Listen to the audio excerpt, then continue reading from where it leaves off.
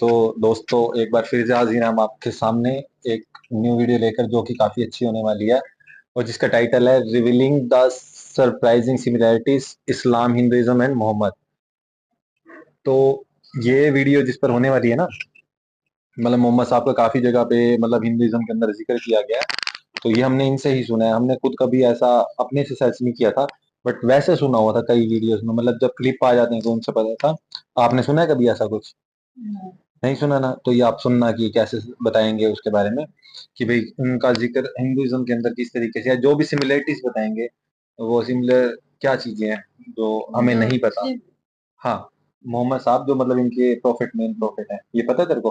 Total Muslims में 1,24,000 profits हुए हैं, जिसके अंदर मोहम्मद साहब आखिरी प्रॉफिट थे और जो सबसे मेन प्रॉफिट थे। अब का मतलब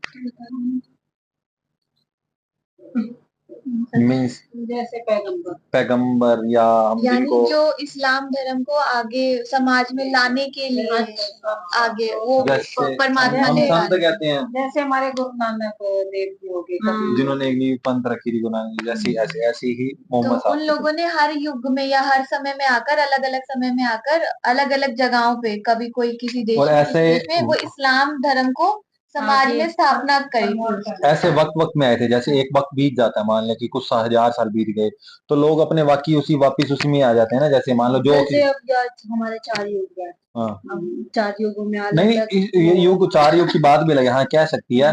तो जैसे हम कहते हैं कि भगवान अवतार लेता रहता है ऐसे ना, तो ऐसे ही वक्त में युग युग में क्या होता है कि कुछ हजार साल में क्या होता है, लोग वापिस जैसे प्रॉफिट सिखा के गए तो उससे उतर जाते हैं, क्योंकि वो अपनी चीजों में आ जाते हैं, अपनी मनपसंद भटक जाते हैं। तो उसके बाद वो क्या करते हैं, दोबारा गंद तरीके से चलना शुरू कर देते हैं। मेनली ये रीजन था कि हर बार इनका जो भी था वो बुत परस्ती से हटाने का होता था कि परमात्मा एक है, मूर्ति पूजा, कि भाई जो भी लोग भाई ईश्वर को किसी भी रूप में परमात्मा के असल रूप में ना मानकर किसी और रूप में परमात्मा के समान मान लेते हैं। मान ले कोई कहता है कि पेन परमात्मा है, तो परमात्मा को परमात्मा के पेन हो सकता है, उसको वो कहते हैं परमात्मा से सीधा सिमिलरिटी, कि भाई जो परमात्मा ने पूरा ब्रह्मांड बनाया है, सब कुछ बनाया है और जिसके हुक्म से सब चीज बनी है, और उसके हुक्म से बनी चीजों को तुम परमात्मा की सिमिलर कह सकते हो कि ये परमात्मा है, तो वो इस चीज का खंडन करते थे।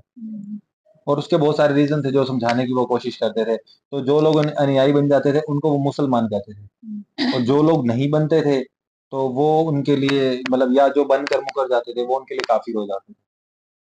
ठीक है, ना मानने वाला काफिर होता है। ठीक है, तो ऐसे होता था।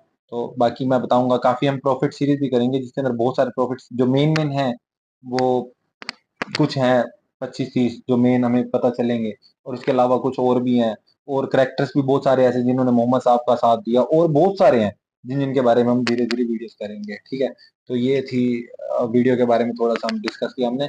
तो अब स्टार्ट करते हैं। तो आगे बढ़ने से पहले आप लाइक सब्सक्राइब और शेयर जरूर कीजिएगा, क्योंकि ये भी काफी अच्छी वीडियो होने वाली है, क्योंकि सिमिलरिटीज हैं। जब इन चीजों में हो सकती है तो हमारे में भी बहुत सिमिलरिटीज हैं, आपस में लोगों में बहुत सिमिलरिटीज होती हैं, इंसान के अंदर भी। तो हम प्यार से रह सकते हैं, एक जैसे शरीर और सब चीज से बने हुए हैं। तो फिर वीडियो स्टार्ट करते हैं, फिर इसके बारे में बात करेंगे। मुझे यकीन नहीं होता कि हिंदू और इस्लाम मज़हब में इतनी ज़्यादा सिमिलैरिटीज़ हैं, जिसे देखकर लगता है कि ये एक ही मज़हब के दो अलग अलग वर्जन्स हैं। जैसा कि हिंदू स्क्रिप्चर्स में नबी पाक का जिक्र होना है और यहाँ तक कि काबा का भी जिक्र है। हिंदू मज़हब की किताबों और कुरान में कई बातें तो एग्जैक्ट सेम लिखी हैं, लेकिन ये सब जानने से पहले हमें इन दोनों रिलीजन्स की हिस्ट्री को जानना होगा। अल्लाह के नबी को सुबह की फजर की सुन्नत बहुत पसंद है। वेदों का रस निचोड़ करके मोहम्मद साहब ने परमात्मा की इबादत करके परमात्मा के पैगाम को एक ही कलमे में दे दिया। इससे बड़ा ग्रंथ दुनिया में और क्या हो सकता है। साल 610 बीसी, जब नबी पाक जिसे देखकर लगता है कि ये एक ही मज़हब के दो अलग अलग वर्जन्स हैं। जैसा कि हिंदू स्क्रिप्चर्स में नबी पाक का जिक्र होना है और यहाँ तक कि काबा का भी जिक्र है। हिंदू मज़हब की किताबों और कुरान में कई बातें तो एग्जैक्ट सेम लिखी हैं, लेकिन ये सब जानने से पहले हमें इन दोनों रिलीजन्स की हिस्ट्री को जानना होगा। अल्लाह के नबी को सुबह की फजर की सुन्नत बहुत पसंद है। वेदों का रस निचोड़ करके मोहम्मद साहब ने परमात्मा की इबादत करके परमात्मा के पैगाम को एक ही कलमे में दे दिया। इससे बड़ा ग्रंथ दुनिया में और क्या हो सकता है। साल 610 BC, जब नबी पाक सल्लल्लाहु अलैहि वसल्लम को नबूवत मिली और अल्लाह ने नबी पाक सल्लल्लाहु अलैहि वसल्लम के ज़रिए अपना पैगाम लोगों तक पहुंचाया। इस तरह इस्लाम मज़हब शुरू हुआ। लेकिन अगर हिंदू मज़हब की हिस्ट्री को देखा जाए तो इसका स्टार्टिंग पॉइंट किसी को नहीं पता कि ये मज़हब कब बना और किसने बनाया। बहुत से स्कॉलर्स का मानना है कि हिंदू मज़हब 5000 साल पुराना है, क्योंकि इंडस वैली सिविलाइजेशन में इस रिलीजन से जुड़े कुछ एविडेंस मिले हैं। इंडस वैली आज के टाइम में पाकिस्तान के पंजाब प्रोविंस में मौजूद है। हिंदू अपने मज़हब को सनातन धर्म बोलते हैं, यानी कि ऐसा धर्म जो हमेशा से था, लेकिन सही तौर पर हिंदू मज़हब को इसके वैदिक पीरियड के बाद ही रिकॉग्नाइज किया जाता है, जब 1500 से 2000 BC में हिंदू मज़हब के वेदों को लिखा गया था। जिस तरह इस्लाम में हमारे पास कुरान है, इसी तरह हिंदू मज़हब में वेद होते हैं। इसके अलावा हिंदू लफ्ज़ के पीछे भी बड़ी इंटरेस्टिंग स्टोरी है। ये जो हिंदू लफ्ज़ है, इसका आज के हिंदू मज़हब से पहले कोई ताल्लुक नहीं था। हिंदू लफ्ज़ सिंधु नदी के पास रहने वाले लोगों को कहा जाता था। सिंधु नदी इंडिया और पाकिस्तान में बहती है और हिंदू लफ्ज़ भी इस रिवर के पास रहने वाले लोगों को कहा जाता था। इसका आज के हिंदू मज़हब से पहले कोई ताल्लुक नहीं था, लेकिन फिर कई फेमस हिंदू पोर्ट्स ने इस लफ्ज़ को मज़हब से जोड़ा और इसी तरह से हिंदू लफ्ज़ को आज के हिंदू मज़हब से जोड़ दिया गया। इसी तरह इस्लाम लफ्ज़ एक अरबिक वर्ड है जिसका मतलब है खुद को अल्लाह के हवाले करके सुकून पा लेना।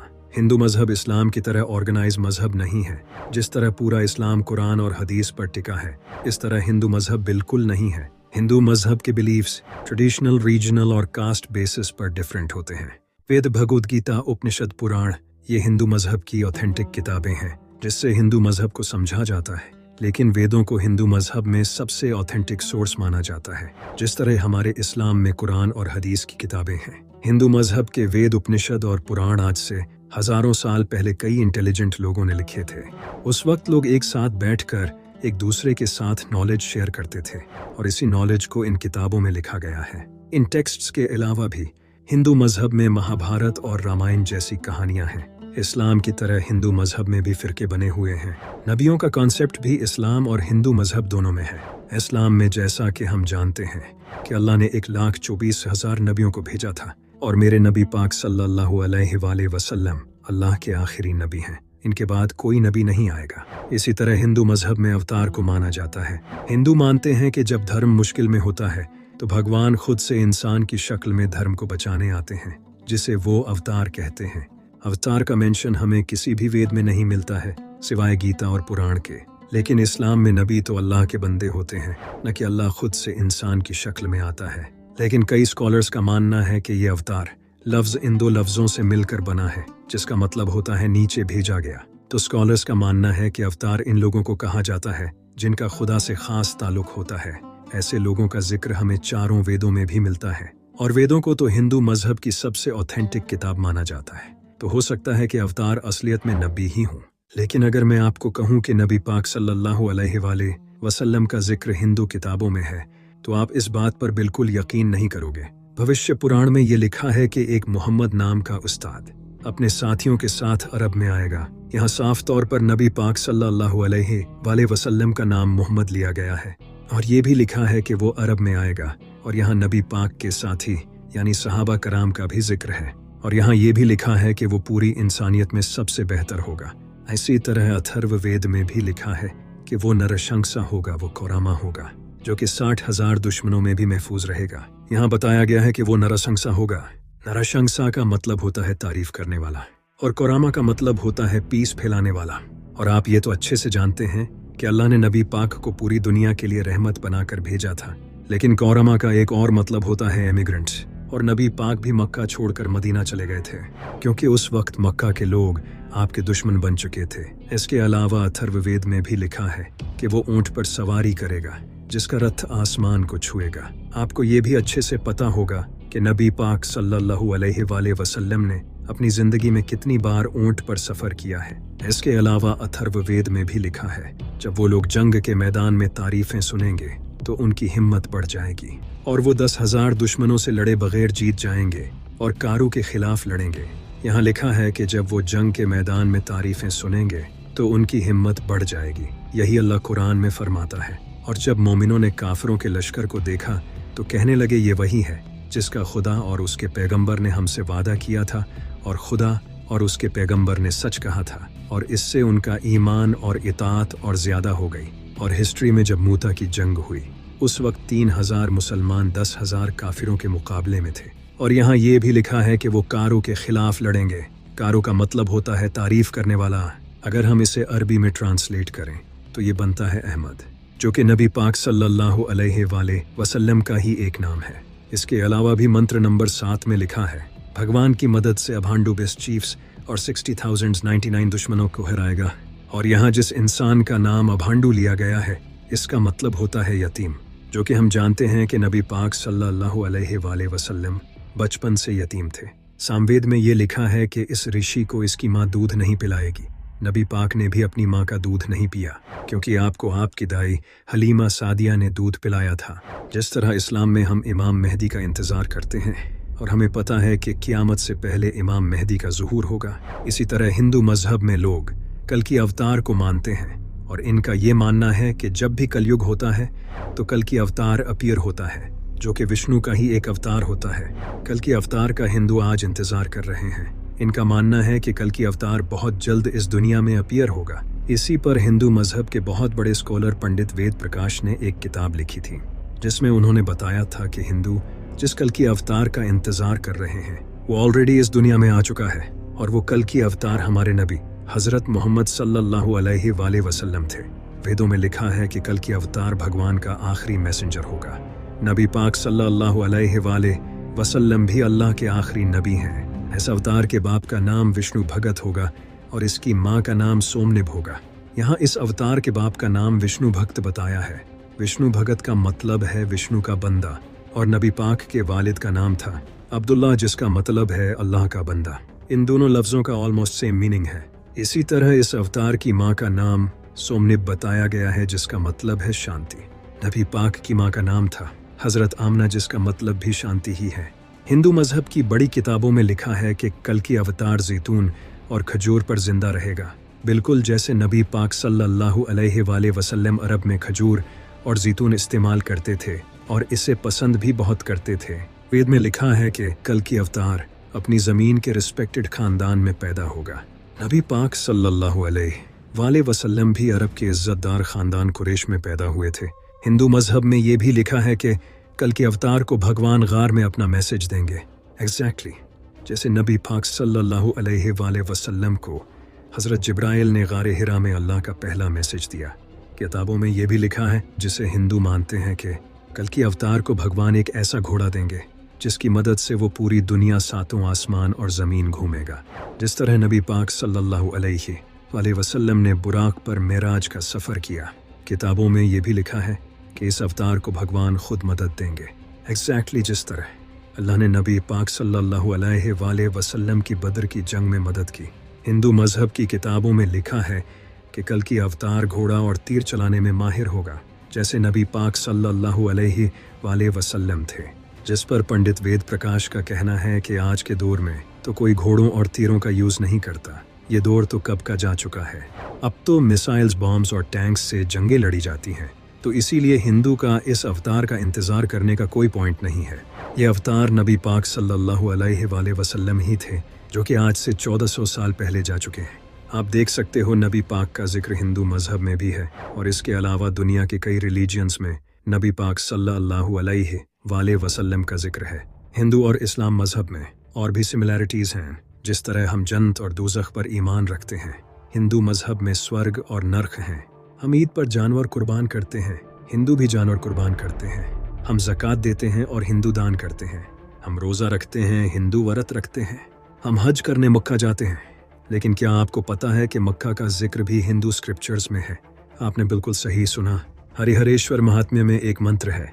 इस मंत्र में लिखा है कि मक्का में विष्णु के पाँव के फुटप्रिंट्स हैं। यहाँ विष्णु से मुराद खुदा है, क्योंकि विष्णु का मतलब होता है सबको संभालने वाला, जो कि अल्लाह के एक और नाम इल्मुकितु का भी यही मतलब है।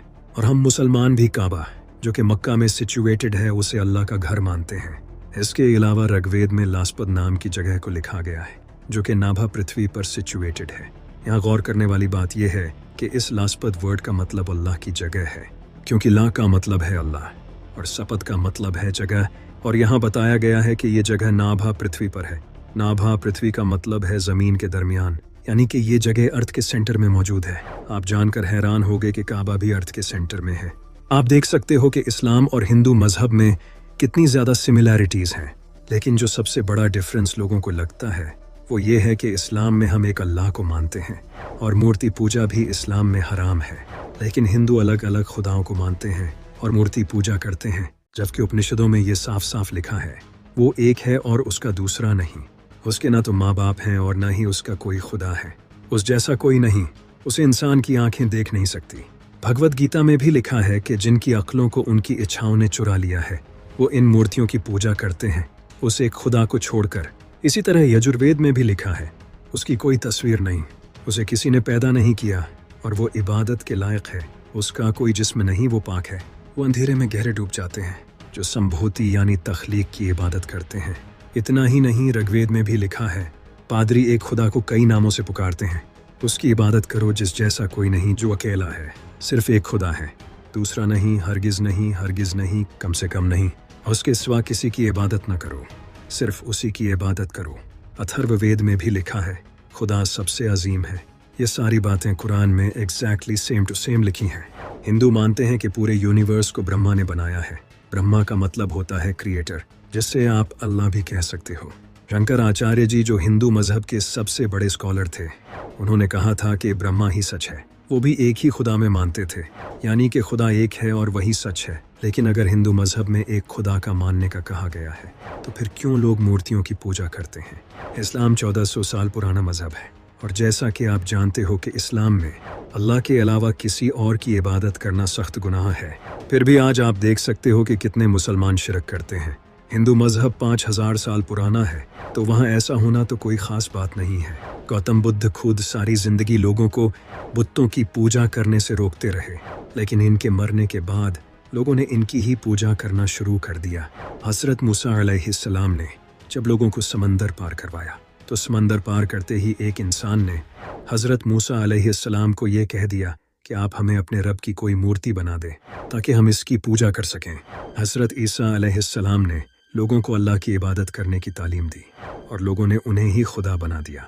जिस तरह इस्लाम में अल्लाह के 99 नाम हैं, इसी तरह हिंदू मजहब में एक ही खुदा के अलग अलग अवतार हैं। जिस तरह अल्लाह का हर नाम इसकी नई खूबी बयान करता है, इसी तरह जिसको अच्छाई पसंद है वो शिव को मानता है, जिससे प्यार पसंद है वो कृष्णा को मानता है। यानी कि ये सारे उस एक ही खुदा की अलग अलग खूबी को रिप्रेजेंट करते हैं और वो खुदा सिर्फ एक है, जो कि हमने देखा कि वेदों में बार बार कहा गया है।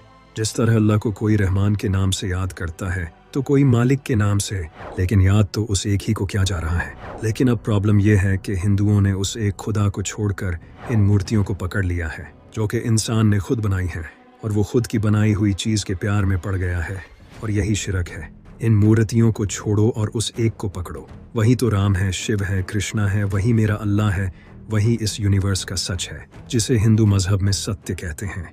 इसी तरह हिंदू मजहब में महाभारत और रामायण जैसी कहानियां हैं, जिनसे इंसान को बहुत कुछ सीखने को मिलता है, लेकिन ये सिर्फ माइथोलॉजिकल कहानियां हैं। ऐसा हिस्ट्री में सच में नहीं हुआ था। ये कहानियां लोगों ने लिखी हैं इंसान को सबक देने के लिए। जिस तरह हमारे इस्लाम में भी मौलवी कई पीरों की कहानियां सुनाते हैं जिनका कोई ऑथेंटिक सोर्स नहीं। इसके अलावा हिंदू मजहब तो बाकी मजहबों को भी सच मानता है। इसका मानना है कि रास्ते अलग अलग हो सकते हैं, लेकिन सबकी मंजिल एक है। हिंदू मजहब में कहीं भी ये नहीं लिखा कि दूसरे मजहब झूठे हैं। इसी वजह से महात्मा गांधी जैसे लोगों ने भी इस्लाम की काफ़ी बार तारीफ की है। यहाँ तक कि कई हिंदू तो मेरे इमाम हुसैन से भी मोहब्बत करते हैं और इनका मातम भी करते हैं, जिन्हें हुसैनी ब्राह्मण कहा जाता है। मैं बस इतना ही कहना चाहूँगा, जिस मजहब पर हम एक दूसरे से लड़ते हैं वो असलियत में तो एक ही खुदा को मानते हैं। इसीलिए हमें मूर्ति पूजा से हटकर उस एक खुदा की इबादत करनी चाहिए जिसका जिक्र कुरान और वेद दोनों में है।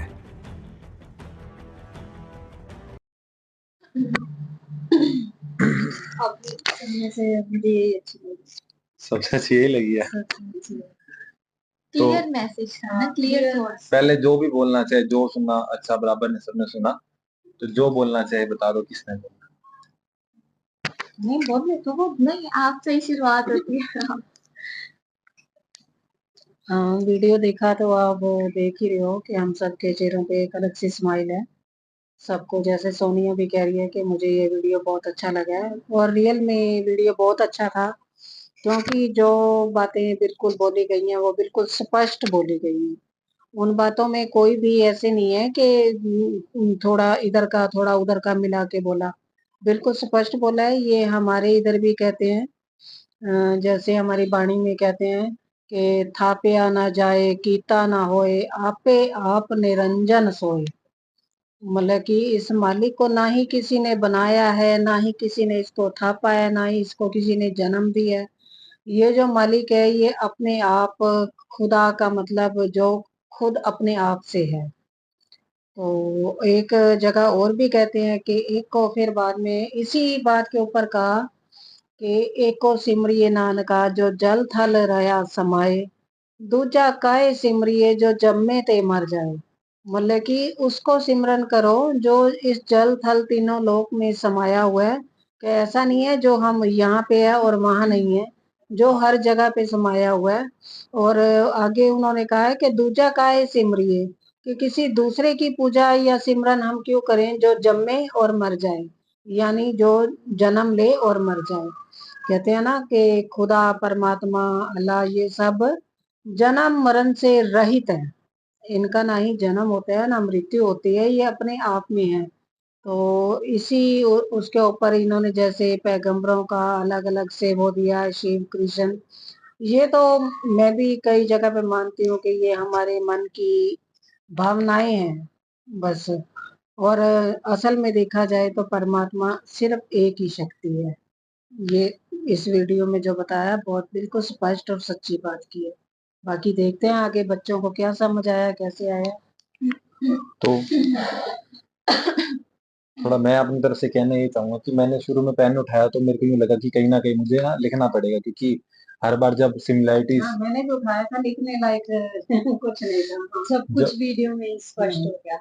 सिमिलैरिटीज मतलब ये कुछ ना कुछ मेरे को लगा था कि कहीं से वो एग्जांपल देंगे तो मुझे लिखना पड़ेगा। शुरू में मेरे को एक दो जगह लगा जहाँ इन्होंने यजुर्वेद और सामवेद की बात करी थी, इन्होंने अथर्ववेद की बात करी थी और सामवेद की, बट इन्होंने शुरू में रेफरेंस नहीं दी थी वो बातों की, जिसके अंदर इन्होंने नामों के बारे में और थोड़ा सा और प्रॉपरली बात करा था। तो मुझे लगा, मैंने कहा चलो कोई नहीं, जब वीडियो एडिट करूंगा ना तो उससे रिलेटिव मतलब उससे वो देख के मैं निकाल के उनके मीनिंग जो वाकई वही है, क्योंकि ना अगर ये उस चीज का हवाला दे रहे तो मन करता है कि अगर वाकई ऐसा लिखा हो तो मैं खुद भी देखूं जाके, जैसे मोहम्मद साहब के बारे में इन्होंने प्रॉपरली वेदों के अंदर तक भी बता दिया, क्योंकि मैंने सिर्फ उसमें भविष्य पुराण में ही सुना था कि भाई वहां लिखा हुआ, उसके अलावा तो मेरे को वेदों का प्रॉपरली मेरे को यूं लगा कि उसमें नहीं है इनके पास। तो इन्होंने दिया तो हवाला उसमें शायद शुरू में नहीं था, अगर होगा तो मैं वीडियो एडिट करके देखूंगा और मैं उसमें निकाल के पढ़ लूंगा पहले ही, तो मैं आपसे शेयर करूंगा। बाकी मैं और कुछ लिखना चाहता था बट पेन हिला ही नहीं, क्योंकि जरूरत ही नहीं पड़ी, क्योंकि इन्होंने जिस तरीके से किया ना एंड में ना, मतलब मेरे को थोड़ा सा ऐसे थोड़ी सी कंपन सी आ गई थी, क्योंकि वाकई इन्होंने जो बात बात बहुत सच बोली। उपनिषदों के जितने भी इन्होंने एग्जांपल दिए, भगवत गीता का दिया और कुछ वेदों के इन्होंने दिए कि उनके बारे में जब जैसे बात करी इन्होंने संस्कृत के श्लोक बोलकर कि परमात्मा एक ही है, अलग नहीं है, उनके बारे में लिखा हुआ, ऐसा वाकई लिखा हुआ, हर जगह लिखा हुआ है। और हम शुरू से कहते हैं कि परमात्मा स्वयं में एक ही है।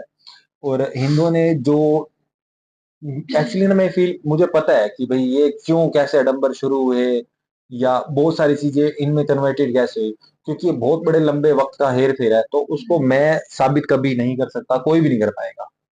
ये तो बस ये है कि एक बहस का मुद्दा बन जाएगा और वो हो जाएगा।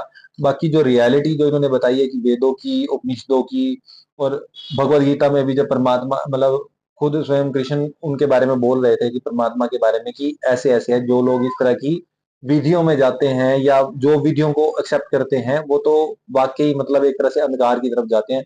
ऐसा मेरे को भी पता है, उपनिषद के अंदर भी काफी जगह लिखा हुआ है, एक बार नहीं हजारों चैप्टर्स हैं उपनिषद के अंदर, कहोगे तो मैं शेयर कर दूंगा। मुझे भी पता है कि वहां पर परमात्मा से रिलेटेड हमेशा यही बात करी गई है, एक परमात्मा की। और जो शिव बाकी जितने भी जैसे उनको सस्टेनर के रूप में विष्णु भगवान को दिखाया गया है, तो मतलब जो देखभाल करते हैं हमारी, और शिव मतलब ये एक तरह का परमात्मा का ओरा दिखाया हुआ, परमात्मा को एक तरह से डिस्क्राइब किया गया तीन चरणों में, कि परमात्मा डिस्ट्रॉयर भी है, परमात्मा जनरेट भी करता है और अपना डिस्ट्रॉय भी करता है। तो तीनों तरीके से वो हमें संभालता भी है, मारता भी है और हमारी केयर भी करता है, क्योंकि ये एक तरह से श्रृंखला को दर्शाया गया था शिव के रूप में। शिव को अलग तरीके से एक्सप्लेन किया जाता है शिव के नाम को, समझ रहे हो? जो शव समान अवस्था में हो जाता है ना, उसको शिव कहा जाता है। मतलब हम इस चीज को एक्सेप्ट कर पाते हैं कि इन तीनों रूपों से ऊपर जो परमात्मा की स्वयं एक अकेली रहने वाली सत्ता है, वही सच्चा परमात्मा है। बट हम लोगों को कभी भी आप ये तो चलो एक संप्रदाय था, जैसे कि गुरु नानक देव जी ने इन्हीं इन्हीं चीजों का ही आदेश किया था कि इस परमात्मा एक है, तो अलग पंथ निकला था जिसको मानने वाले अलग हुए थे। बट और ये बात इनकी बड़ी अच्छी लगी थी कि हिंदू स्वयं में इतना आजाद है कि वो किसी की वो नहीं करता, ना किसी के बारे में उल्टा बोलता। वो हमेशा दूसरे धर्मों की या दूसरों के धर्म नहीं, दूसरे के मतों की, दूसरे की सोचों की, दूसरे के अलग रास्तों पे चलने की रिस्पेक्ट हमेशा करता आया है, आज भी करता है, वो हमेशा करेगा भी। बाकी ये बात अच्छी होती है कि आप लोगों को इस चीज में पूरी की पूरी वो मिल गई कि भाई परमात्मा एक ही है, इसके अलावा कोई किसी इसकी जात नहीं है। बट फिर भी हाँ, बट ये इतने लंबे अंतराल से चलते आने वाला सिस्टम है, मैं आपको क्या बताऊं। अभी इन्होंने कहा ना कि उस चीजें एक आधी बात दो बात होती है जो थोड़ा बहुत बंदे को वो लगता है, जैसे इन्होंने रामायण और महाभारत की इनके भी ऑथेंटिकेशन के ऊपर इन्होंने थोड़ा सा कहा कि वो है भी नहीं भी है, बट उनके सबूत भी बहुत सारे हैं। लेकिन इनकी प्रॉपर वीडियो 99% बहुत अच्छी एक मैसेज देने वाली थी कि वाकई ही परमात्मा एक मानकर चलोगे तो तुम्हारा जीवन स्वर्ग हो जाएगा। मतलब और ये जो इन्होंने सिमिलैरिटीज बताई थी सारी की सारी ऑलमोस्ट ओके हैं, वो ओके हैं और बेस्ट वीडियो लगी। मतलब मैं ज्यादा बोलना नहीं चाहूंगा, बट ये कहना चाहूंगा कि हाँ थोड़ी बहुत चीजें हैं जो मुझे अलग से पता है, और वो मेरा वहां पे इस वीडियो के लिए तो बोलना जाए नहीं, क्योंकि 99% वीडियो शांत कर देती है इंसान को और सोचने समझने पर भी मजबूर करती है। और कितना अच्छा मैसेज इन्होंने लास्ट में दिया कि जिस तरीके से अगर हम जिनकी चीजों के पीछे लड़ रहे हैं वो एक्चुअल में मैसेज तो एक ही दे रहे हैं हमें। और मेरा कहने का मतलब ये होता है कि पगड़ी संभाल जट्टा तेनू हो ना लिखी, ठीक है। हम एक इनविटेशन दे सकते हैं, जैसे कुरान में बार बार आता है ना कि आप लोग एक इनविटेशन देते हो कि किसी को भी मुस्लिम की तरफ बनने का। और हम कल भी कुरान पारा पढ़ रहे थे, उसमें परमात्मा कहता है ना कि मैं उनके कानों पे पर्दे डाल देता हूँ।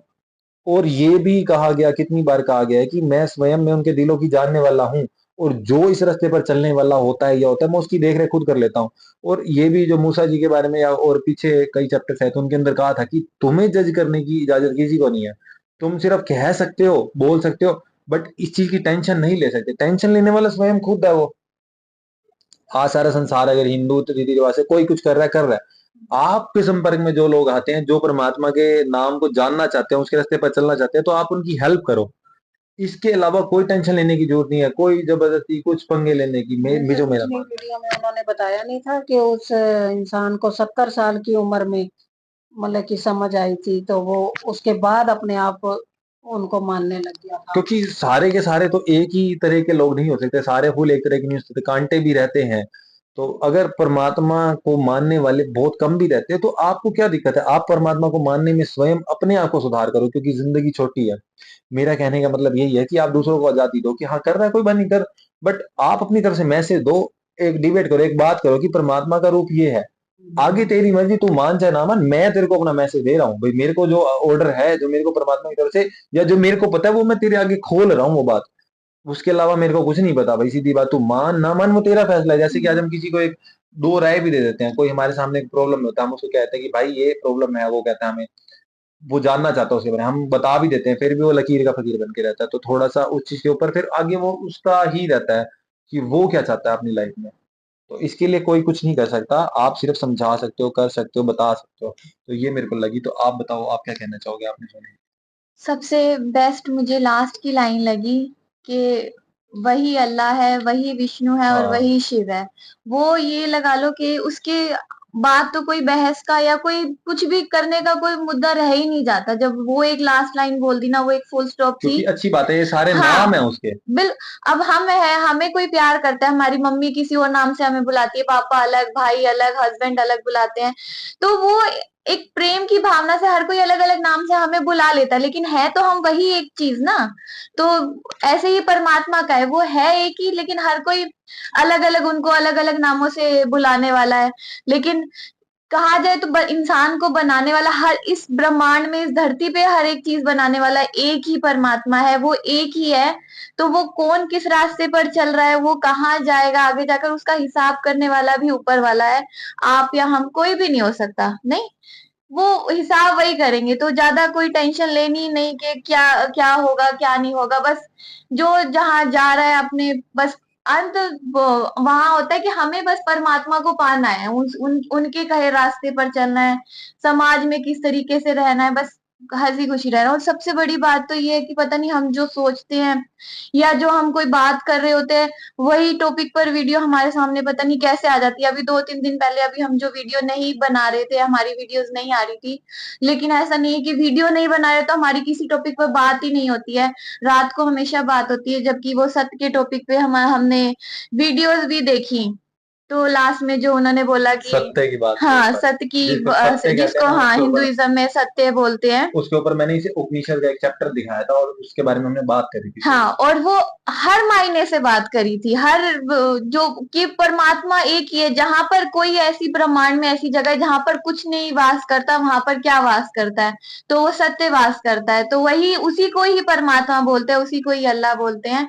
तो ये टॉपिक हमारी, और जबकि हम वीडियोस बना भी नहीं रहे थे, और बाय चांस ऐसी वीडियोस ही हमारे सामने आ जाती है हमेशा की हमें ऐसा लगता है कि पता नहीं हमारा माइंड ही भगवान पढ़ रहे, वो जाहिर सी बात है पढ़ रहे होते हैं। दिल की तुम्हारी बातें जाओ। हाँ, तो वो एक फिर और ज्यादा पॉजिटिविटी जनरेट हो जाती है हमारे अंदर, तो पूरा टॉपिक ही बहुत बस अच्छा यही लगा। कहना चाहेंगे, पिछली वीडियो जो आपने हमारी देखी उसमें वो थपकी वाली बात थी कि अल्लाह ने उनको, वो कहते हैं परमात्मा ने, अल्लाह ने स्वयं थपकी दी थी, वैसी थपकी की गुजारी मतलब एक क्या कहते हैं उसको, हमें भी रहेगी जरूर हाँ। कभी ना।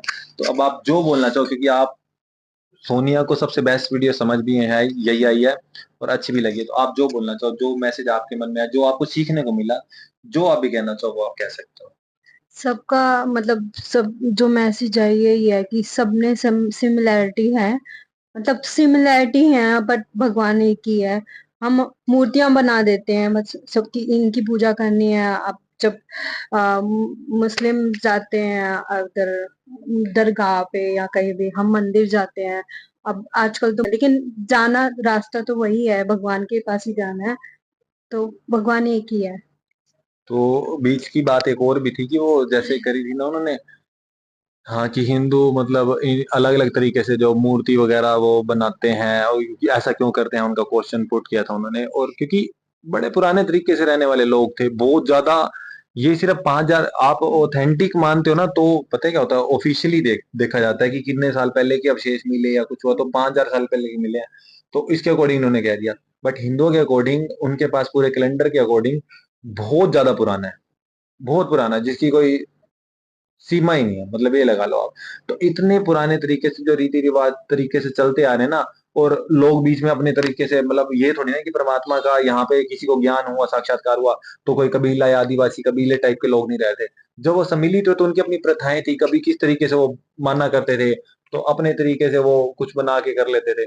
तो इनके भी अलग अलग एक रूप होते थे, जो मेरे को तो पता है, मतलब मैं लेकिन बोलना नहीं चाहूंगा, क्योंकि वो बात फिर यूं है कि आप उसको विश्वास से जोड़ लोगे कि हम उस पर विश्वास करते हैं।